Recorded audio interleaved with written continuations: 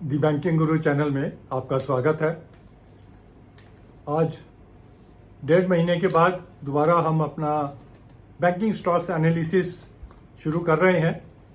Actually I was out of country for 1.5 month, जिसकी वजह से वीडियोस अपलोड नहीं हुई, but we are back now and we will be analysing June quarter results in the first week of July in detail. अब सबने last month elections की वजह से वॉलेटिलिटी देखी, मार्केट में काफी वॉलेटिलिटी रही। I hope you enjoyed the volatility. Investors के लिए तो कोई ज्यादा अंतर नहीं है, क्योंकि market after that volatility it has come back to the earlier levels, but definitely traders के लिए काफी ऊपर नीचे हो सकता है। I hope that traders have earn profit from this volatility और कुछ बड़े लॉसेस हमारे सब्सक्राइबर्स को ना हुए हो। आइए देखते हैं आगे हमें क्या करना है। What next for the banking stocks and bank Nifty. आज की हमारी जो थीम है वो है कि जो बैंकिंग और स्टॉक्स एंड बैंक निफ्टी की अंडर परफॉर्मेंस है, relative under performance vis the Sensex and Nifty 50, is this an opportunity to further invest in the banking stocks और already the stocks are over priced and we should book profit. जहां Sensex की 1 साल की return, हम 1 साल की period लेके चल रहे हैं, क्योंकि एक साल एक रीजनेबल पीरियड है जिसमें कंपैरिजन पॉसिबल होता है और अप्स एंड डाउन्स जो है स्टेबलाइज हो जाते हैं। सेंसेक्स ने 22% की रिटर्न दी है, निफ्टी 50 ने 25% की दी है और बैंक निफ्टी 18% की रिटर्न दी है। That way relatively this bank Nifty has under performed in the last 1 year। Within that there might be some stocks जिन्होंने 100% से ज्यादा भी इन्वेस्टमेंट रिटर्न्स दी हैं, and there might be some stocks जिन्होंने negative returns भी दी हैं, तो वो ओवरऑल बैलेंस हो जाता है। Now the big question is कि अगर आज हमें इन्वेस्ट करना है तो हमें क्या बैंक निफ्टी के बैंकिंग स्टॉक्स में फर्दर इन्वेस्ट कर सकते हैं, या we have to search for some other avenues.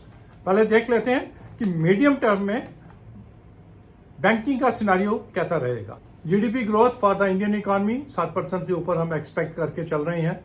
Capex जो अभी तक गवर्नमेंट कैपेक्स था, वो प्राइवेट सेक्टर कैपेक्स भी बड़े स्केल पे आने की उम्मीद है। एसेट क्वालिटी जो पिछले डिकेड में बैंकिंग स्टॉक्स के लिए एक बड़ा इशू, क्वेश्चन मार्क बना हुआ था, नोबडी टॉक्स अबाउट दैट, क्योंकि there are no negative surprises at the asset quality NPA front from the banking stocks. Credit growth, we expect next decade 10 to 15% की growth हम expect कर रहे हैं, reasonable growth. Deposit growth also after the election, जब departments के लिए budget के बाद फंड्स रिलीज किए जाएंगे तो अच्छी डिपॉजिट ग्रोथ, 10% की रेंज में डिपॉजिट ग्रोथ भी आ सकती है। आरबीआई की इंटरवेंशन हमने देखी, but we see it as a positive कि ये विजिलेंट आरबीआई बैंकिंग सेक्टर में कोई एक्सीडेंट होने से हमें बचा सकता है। अगर हम रीजनेबल रिटर्न्स और स्टेबल रिटर्न्स चाहते हैं, से 14% 15% की रिटर्न्स, तो बैंकिंग स्टॉक्स अभी भी काफी अट्रैक्टिव होने चाहिए हमारे लिए। इंटरेस्ट रेट साइकिल जो है, क्योंकि इंटरेस्ट रेट्स पीक पे हैं, सूनर और लेटर इंटरेस्ट रेट्स कम होने शुरू होंगे और downward cycle of the interest rates are always beneficial for the banks, क्योंकि उसमें जो बॉन्ड्स होते हैं उसकी वैल्यू बढ़ जाती है, वो बैंकों के लिए बेनिफिशियल रहते हैं। We are talking about Indian economy 5 trillion to 10 trillion, 10 trillion की इंडियन इकोनॉमी अगर हम देख रहे हैं अगले 5 साल में, तो the banking sector is a one sector जिसमें हमें इन्वेस्ट रहना चाहिए। तो इन सब चीजों को देखते हुए one thing is clear, reasonable returns के लिए, सेफ रिटर्न्स के लिए बैंकिंग स्टॉक्स आर एक्सीलेंट और हमें उसमें इन्वेस्ट करना चाहिए। और आज की डेट में क्योंकि बैंकिंग सेक्टर ने अंडर परफॉर्म किया है विज़ द निफ्टी एंड सेंसेक्स, तो ये एक अच्छी अपॉर्चुनिटी बन जाती है बैंकिंग स्टॉक्स में इन्वेस्ट करने की, और रिस्क रिवार्ड रेशियो जो है वो भी फेवरेबल हो जाता है। Not only that, price earning ratio भी बैंकिंग स्टॉक्स की रीजनेबल है, अनाप शनाप नहीं है। 20 की पीई से कम ही मोस्टली बैंकिंग स्टॉक्स हमें मिलेंगे जिसमें हम इन्वेस्ट कर सकते हैं अच्छे स्टॉक्स। आगे हम देखते हैं कि किन स्टॉक्स में इन्वेस्ट भी करना है। Based on this we have to decide कि हम बैंकिंग स्टॉक्स में इन्वेस्ट करें या ना करें। तो हमारा जो मैंडेट है वो पॉजिटिव है कि हमें करना चाहिए। Now where to invest. Where to invest से पहले एक चीज का आप ध्यान रखें, क्योंकि जून क्वार्टर के रिजल्ट जो हैं मार्च क्वार्टर से अच्छे नहीं होंगे, और जब 1 जुलाई को फाइनेंशियल फिगर्स आने लगेंगी और बाई 15 जुलाई बैंकिंग स्टॉक्स के रिजल्ट्स आने लगेंगे, तो we can expect a correction. छोटा मोटा करेक्शन हम एक्सपेक्ट कर सकते हैं, क्योंकि रिजल्ट्स रिलेटिवली अच्छे नहीं होंगे जितने कि मार्च में अच्छे थे। बेस्ड ऑन दैट वो जो करेक्शन होगा that will be an opportunity for us कि हम अपनी मनपसंद के बैंकिंग स्टॉक्स में एंटर कर सकते हैं। तो अभी हमें कौन से स्टॉक में इन्वेस्ट करना है, अब हम ये देखते हैं। अगर बिग 5 ले लें और उनकी प्राइस अर्निंग रेशियो देखें, HDFC बैंक का PE 20, SBI का प्राइस अर्निंग 11, कोटक का प्राइस अर्निंग 19, ICICI का 18, एक्सिस का 14 एंड इंडसइंड बैंक का 13। ये इनकी प्राइस अर्निंग है। That means very reasonable price earning, not like Unilever and others जिनकी 40-40, 50-50 की प्राइस अर्निंग रहती है कंज्यूमर। और अगर रिटर्न्स भी देखें, HDFC ने मात्र 3% की रिटर्न दी है एक साल में, कोटक ने -3% की रिटर्न दी है एक साल में, SBI अच्छा चला है, 50% की रिटर्न दी है, ICICI ने 23% की दी है, एक्सिस ने 26 की दी है और इंडसइंड बैंक ने 17% की रिटर्न दी है। ये सब फिगर्स को मिला के हम ये कह सकते हैं कि this is the one basket जहां हम किसी भी स्टॉक में इन्वेस्ट कर लें अगले 5 साल के लिए, तो we will not be the loser.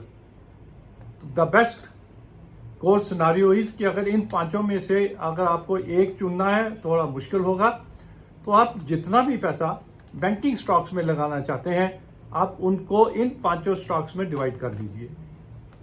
से 10-10 स्टॉक्स, 25-25 स्टॉक्स, 50-50 स्टॉक्स, जितना भी आप लेना चाहें इन 5 स्टॉक्स को लेके रख लीजिए एंड भूल जाइए, क्योंकि कहीं भी अगर कुछ भी होगा तो these 5 banks will be the first beneficiaries. Next category आती है हमारे स्मॉल फाइनेंस बैंक्स की।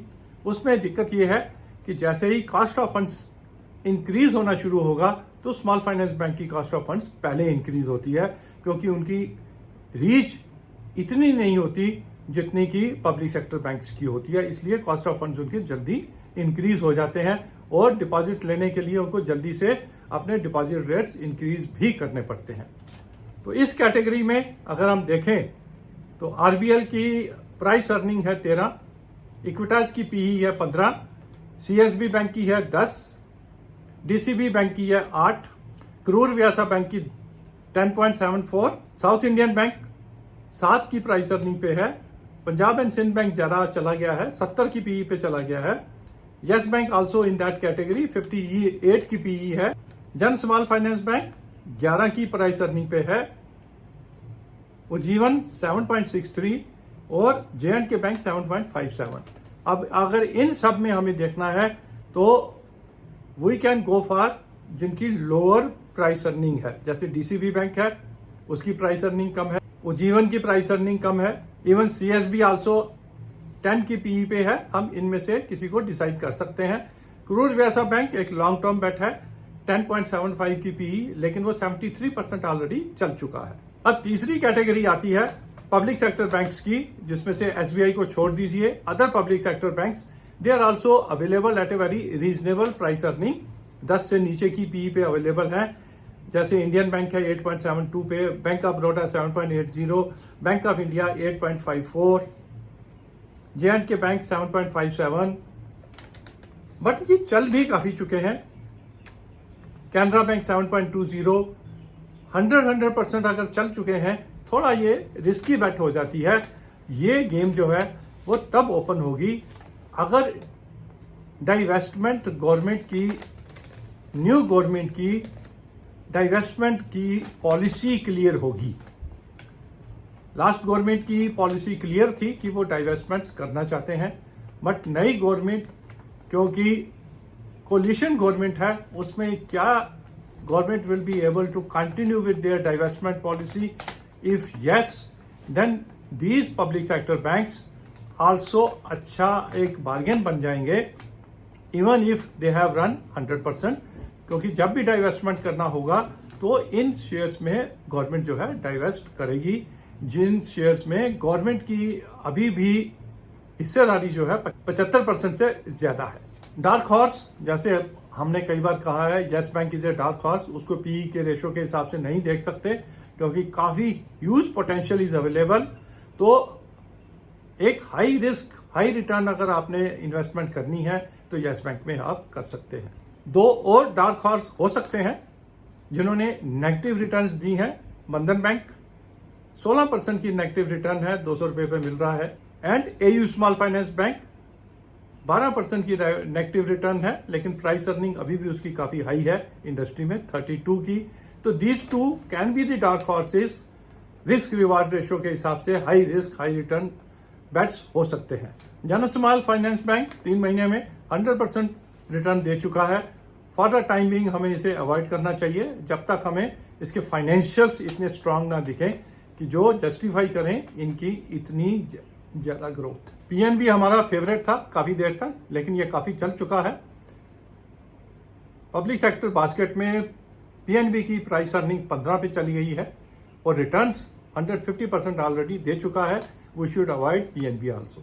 ये था हमारा एनालिसिस बैंकिंग स्टॉक्स पे. तैयार रहिए, जब भी अपॉर्चुनिटी मिले आप जिन शेयर्स में इन्वेस्ट करना चाहते हैं आप उसमें इन्वेस्ट कीजिए. लॉन्ग टर्म के लिए देयर इज नो इशू.